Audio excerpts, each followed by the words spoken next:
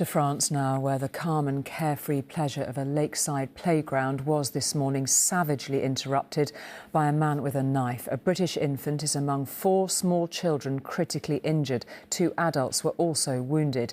Police say the suspect, who remains in custody, was a Syrian man granted refugee status in Sweden. They say he does not appear to have had a terrorist motive.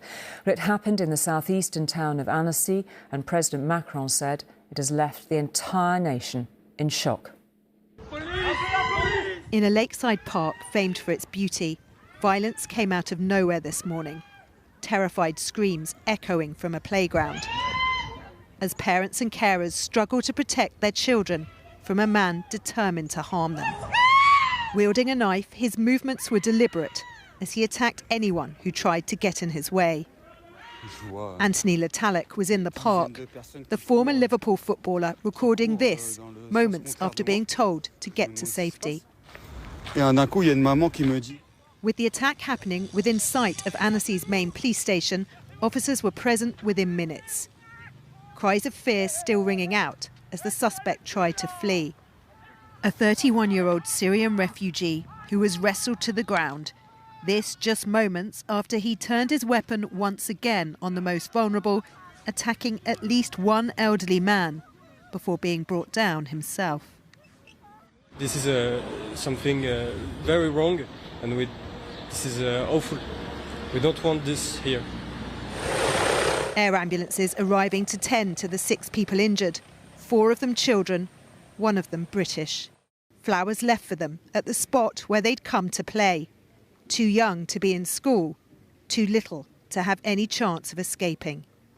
In the playground, you realise how dreadfully exposed the children's carers must have felt. On the right is a tall fence. Then on 2 sides, there is nothing but flat grassland. Beyond that, there is the river and the lake.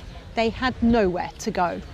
At a school just yards away, parents had to wait for the police cordon to be lifted before they could be reunited with their own youngsters who had heard the screams. I'm shocked and finding it so difficult to fathom what happened. But I'm calmer now I have my children. With the French president describing what happened here as an attack of absolute cowardice, the country's prime minister came to offer support. An unbelievable tragedy happened in Annecy this morning. Very young children attacked in a park. Tonight, this man is in police custody. And as night falls here, the understandable shock is turning, among the far right at least, into anger, as France struggles to comprehend once again why anyone would want to do this.